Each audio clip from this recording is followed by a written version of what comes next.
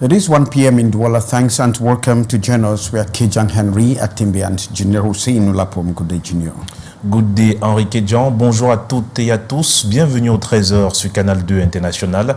Voici les titres de votre journal.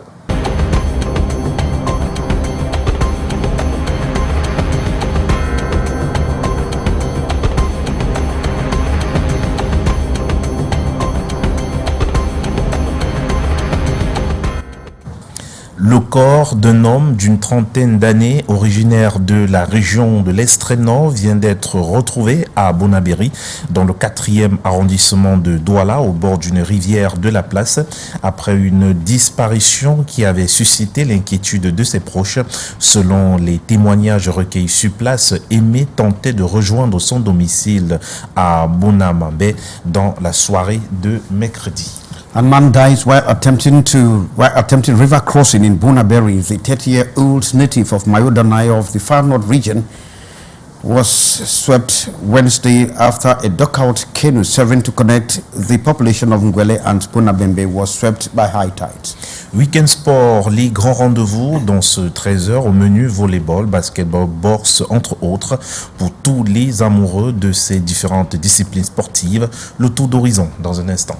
And in the Mediterranean has again claimed the lives of African youths with 6 deaths and at least 40 missing as they tried to cross to Europe. Top stories. In Italy, leaving 6 dead and at least 40 missing, according to the United Nations. Among the victims were migrants from Cameroon.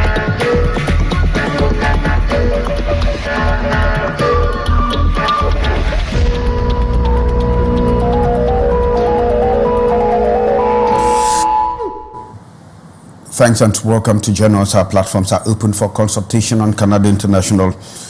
General Hussein, we begin from Bonabéry, where a man has died as he attempted a river crossing when a boat that is serving as a dugout transportation means to connect two neighborhoods, that is Ngwele and Bonamambé, was swept by high tides. Drame à Bonabéry, dans le 4e arrondissement de Douala. Le corps d'un homme d'une trentaine d'années, originaire de la région de l'Extrême Nord, vient d'être retrouvé. La victime, identifiée comme Aimé, maçon de profession, avait disparu le 19 mars dernier. Son corps a été retrouvé jeudi au petit matin au bord d'une rivière de la place après une disparition qui avait suscité l'inquiétude de ses proches. Selon les témoignages recueillis sur place, Aimé tentait de rejoindre son domicile à Bonamambé dans la soirée de mercredi. Lorsque le pire s'est produit, la cause de ce décès est attribuée à la rupture du pont qui relie le quartier Ngwele à celui de Bonamambé depuis plusieurs mois. Cette infrastructure défaillante a probablement contribué à la noyade de la victime. La famille d'Aimé est sous le choc et la tristesse règne à son domicile. Nous reviendrons sur cette affaire dans nos prochaines éditions. Autre sujet à présent, après la mise en place du bureau définitif de l'Assemblée nationale ainsi que de celui des 9 commissions de la Chambre basse du Parlement, du moins des 9 commissions, autant pour moi, la Chambre basse du Parlement peut désormais légiférer. Elle a d'ailleurs reçu 6 projets de loi ce matin au cours d'une séance plénière présidée par le premier vice-président. Ces tests portent sur différents secteurs, notamment la coopération entre le Cameroun et la Chine, ainsi qu'entre le Cameroun et la Turquie. Un autre projet de loi régit la biosécurité au Cameroun. Tous ces projets de loi ont reçu l'accord favorable de la conférence des présidents. Nous y reviendrons dans nos prochaines éditions d'actualité.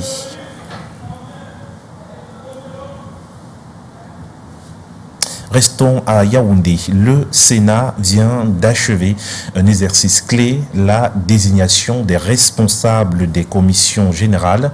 Un rituel démocratique qui, cette fois-ci encore, s'est déroulé sans heurte avec la reconduction unanime des présidents de commission. Entre continuité et stabilité, quelle implication pour le travail législatif? Élément de réponse dans ce reportage signé Arnaud Gueffak et Michel Foucault.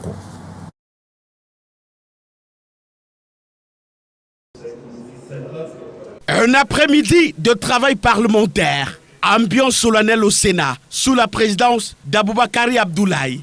Les 9 commissions générales de la Chambre haute sont constituées. Un exercice réglementaire mais stratégique, car ces commissions façonnent les grandes orientations législatives du pays, chacune chargée d'un pan précis de l'action parlementaire. C'est la commission des affaires étrangères et celle qui reçoit toutes les conventions, qui fait les ratifications, qui est en fait dans la diplomatie sur le plan international au niveau de notre pays. Nous regardons tout ce que l'État fait pour le bien-être des Camerounais en matière de santé, en matière de la famille, en matière de progrès économique. Notre contribution de manière efficace, objective, de telle manière que Parmi les piliers incontournables, la Commission des lois constitutionnelles, des droits de l'homme et des libertés, qui reste sous la direction de Belle-Luc René, ancien délégué général à la Sûreté nationale. La Commission des finances et du budget demeure sous la houlette de Laurent Kodo, garant des débats sur l'orientation budgétaire et la discipline financière. Le président de la Commission de la programmation et de l'aménagement du territoire a déjà des priorités en ligne de mire. Nous avons l'agriculture, nous avons la pêche, nous avons l'économie globale. Et il faut des gens bien formés, des gens qui connaissent le pays, qui connaissent le terrain. Le travail s'inscrit dans la continuité. Aucun bouleversement, aucun changement à la tête des commissions. Tous les présidents ont été reconduits sans opposition. Signe d'un consensus politique marqué. Et la suite de ce 13h, c'est avec vous, Henri Kedjan.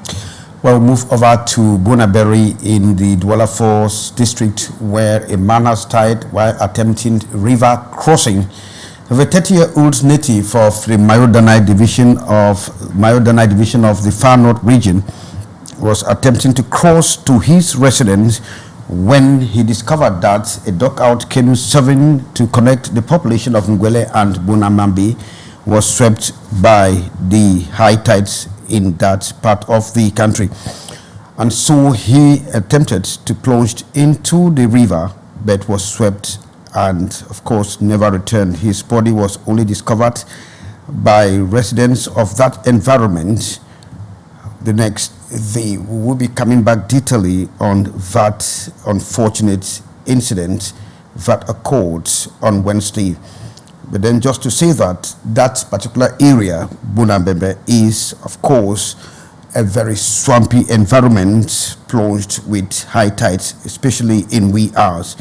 The situation remains dire for the local population. We'll be bringing you updates as they unfold.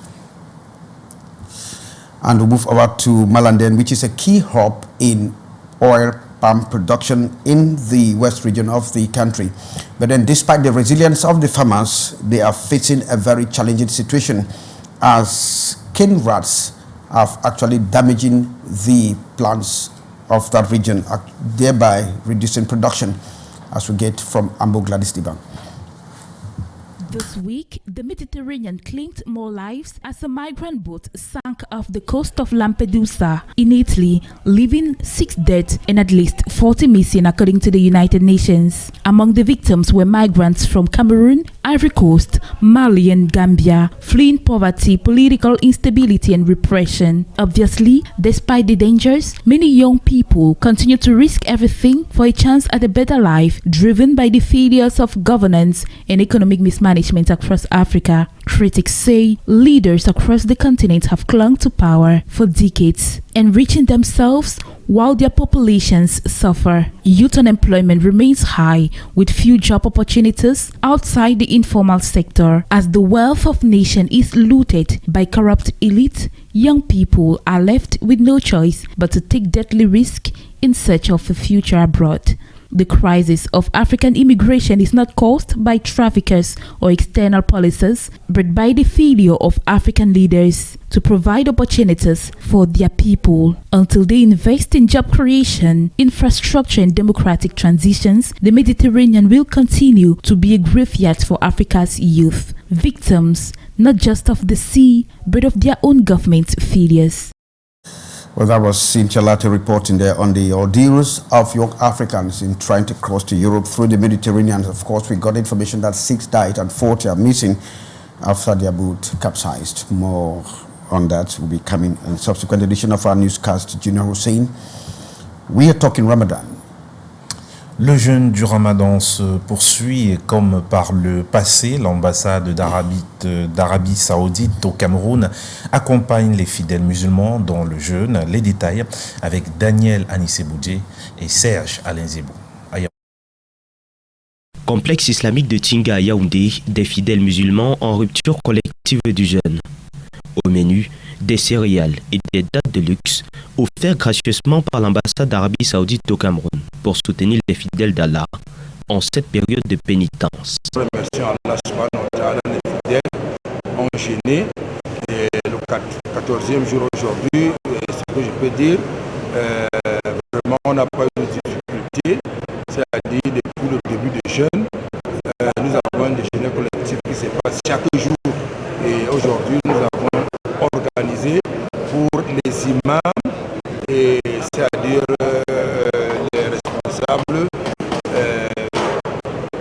aujourd'hui au complexe islamique de Tinga. C'est surtout un moment d'intensification des prières à l'approche de la dernière décade du mois de Ramadan. Si l'adoration d'Allah regorge beaucoup d'importance, elle regorge encore davantage pendant les 10 derniers jours de ces mois. Parce que c'est au cours de ces 10 derniers jours que se trouve la nuit des saints qui est en réalité la meilleure nuit de l'année entière. Période déterminante, ce mois de Ramadan est sacré en islam et le jeûne compte parmi les 100 piliers, tout comme la profession de foi, la prière obligatoire, le monde légal et le pèlerinage à la Mecque.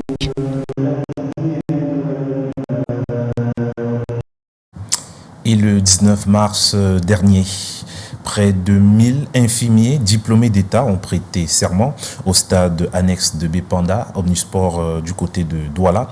Un moment solennel en présence de leurs proches et des autorités compétentes, marquant le début d'une riche carrière. Les précisions avec Fatima Ndale et Wilfried Ngomse. Ce 19 mars, environ 1000 infirmiers diplômés d'État prêtent serment. Ces professionnels de santé lèvent la main en signe de respect de la déontologie et de tout faire pour sauver des vies. Ils reçoivent au passage des conseils. Il faut dès cet instant entreprendre la lutte du monde professionnel. Et l'une des premières qualités, c'est l'humilité. Il faut toujours apprendre. Après plusieurs années de formation exigeante, ces jeunes professionnels promettent de servir avec dévouement et humanité. Désormais, nous sommes considérés comme étant infirmiers. Et après ce serment qu'on a fait, il y a aussi certains devoirs qui nous reviennent en tant qu'infirmiers. Donc, devoirs envers le malade, envers nos autres collègues. Cette cérémonie marque une nouvelle étape, mais soulève aussi des questions. Les nouveaux infirmiers expriment leurs attentes envers le gouvernement. J'interpelle aussi notre président de la République, son Excellence Paul Biya, comme dans son discours du 11 février lancé, qui doit recruter des personnels de santé de qualité. Nous attendons normalement cela. Leurs enseignants, témoins de leur évolution, saluent leur persévérance. Nous sommes très ravis de voir ces enfants-là aujourd'hui prêter serment pour certains et prendre des engagements pour d'autres. Quant aux familles, elles expriment fierté et espoir. Ce n'est que de l'émotion qu'on pouvait constater, de savoir qu'aujourd'hui dans la famille, nous avons désormais une sage femme. Après leur formation, ils rejoignent désormais les hôpitaux du pays, prêts à relever les défis du secteur de la santé. Le canton Bel et la communauté Betty de Douala se mettent ensemble pour barrer la route au discours de haine et prôner la cohésion sociale. Leur rencontre s'est tenue autour d'une importante réflexion sur le vivre ensemble. Cyril Pakam et Emmanuel Tibu. Parés de leurs atouts, les chefs de la communauté Betty de Douala sont ici à la cour royale du canton Bel. Au-delà de souder les liens entre les deux communautés, l'échange porte également sur la volonté de voir régner la cohésion sociale, ciment de l'unité nationale. La culture qu'on partage ensemble avec le peuple Sawa, Donc nos ancêtres nous ont laissé Douala Mbidi et Yaoundé Mbidi, Sangopo, Nayangopo.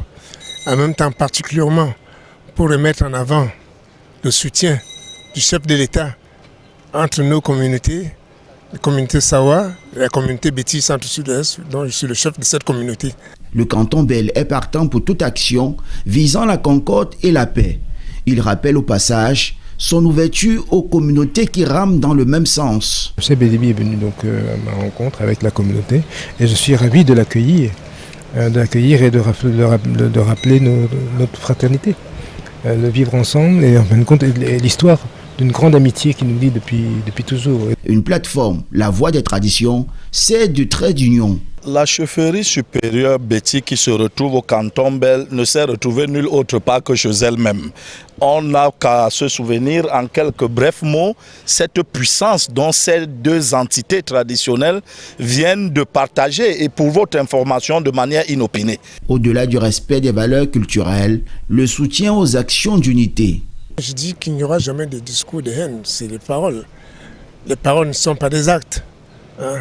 Donc nous devons suivre la voie de la paix. Et nous sommes appelés tous à se mettre derrière l'homme de la paix. Le canton Bel et la communauté Béti de Douala entament ensemble le chantier qui mène à la paix. Et la suite de ce journal, c'est avec vous, Henri Kedjon. Well, Malanden is a key hub for oil palm production in the Cameroon's west region. And despite the resilience of the farmers, their production is suffering from the devastating effects of cane rats that have inhibited the plantations. Ambo Gladys Diban reports.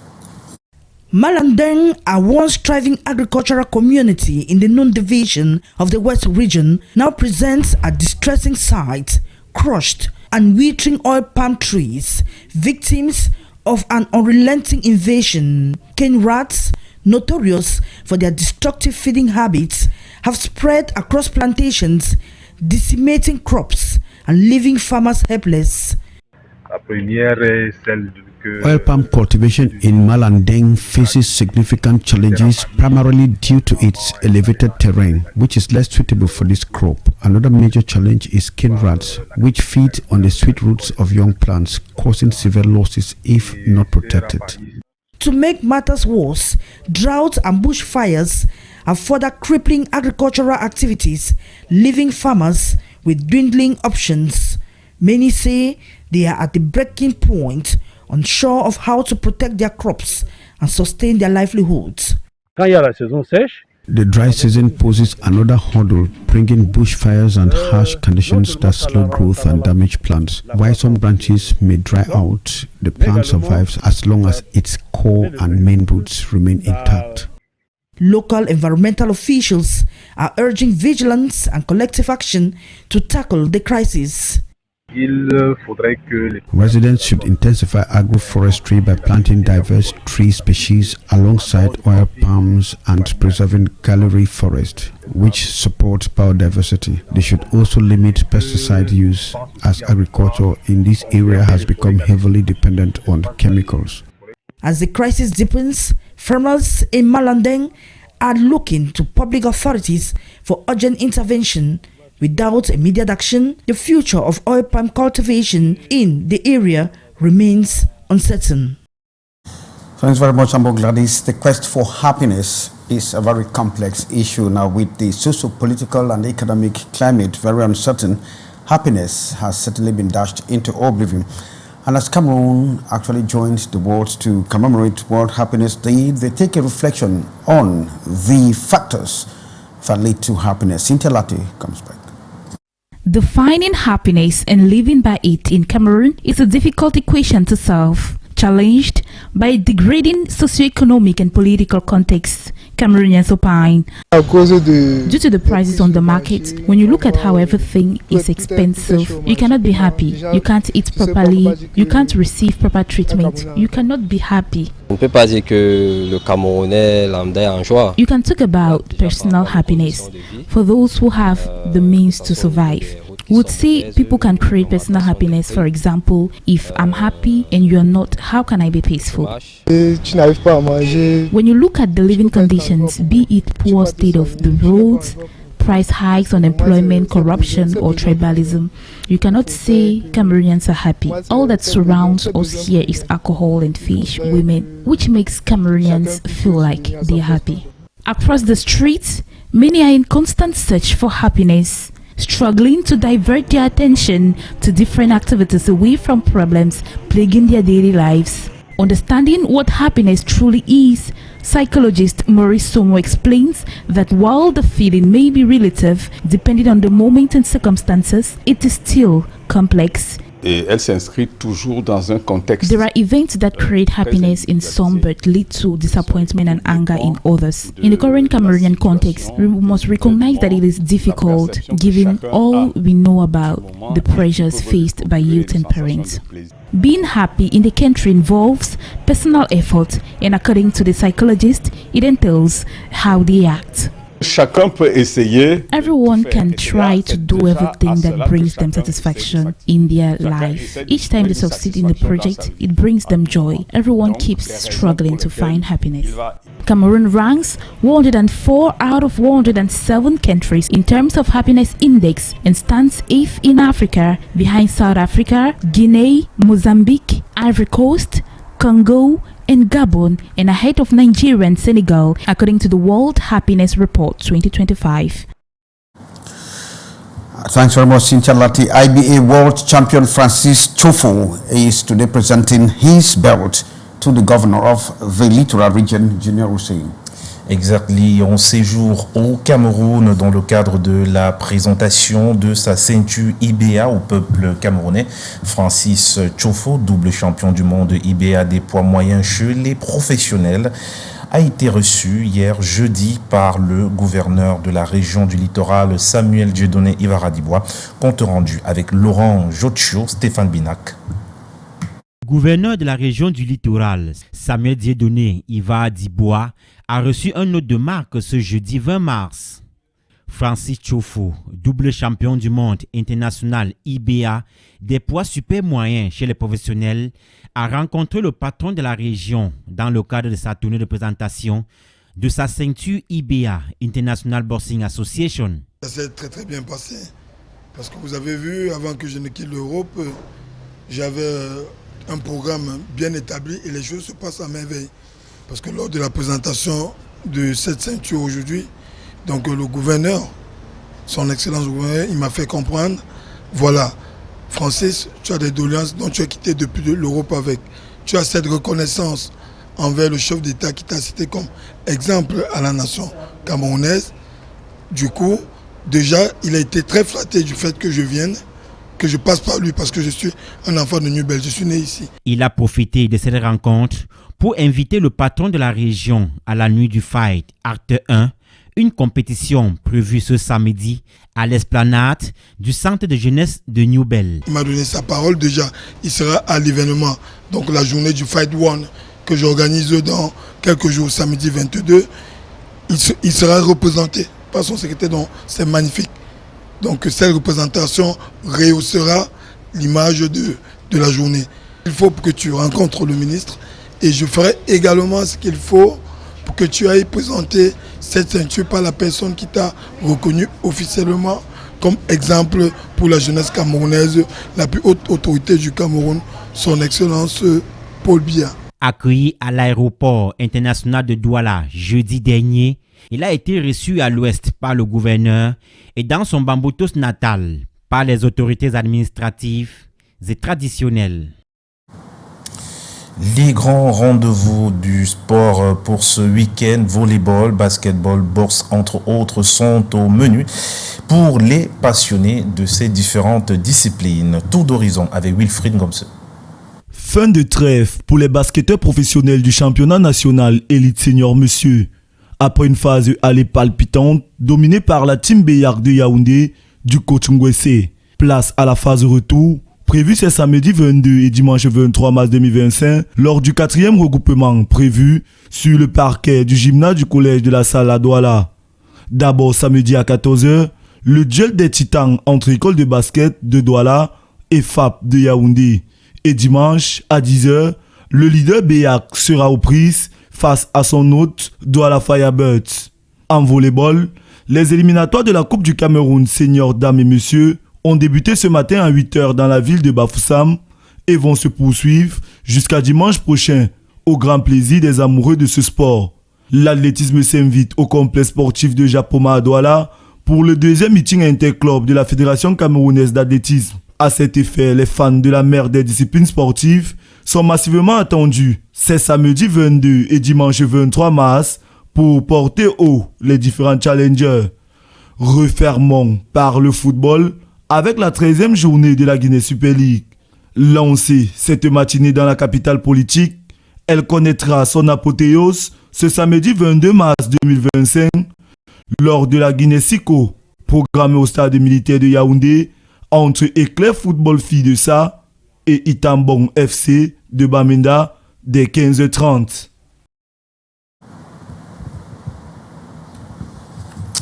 Et c'est la fin du 13h sur Canal 2 International. Henri Kedjan. Thanks for being there with us. We wish you a wonderful day ahead. Good day.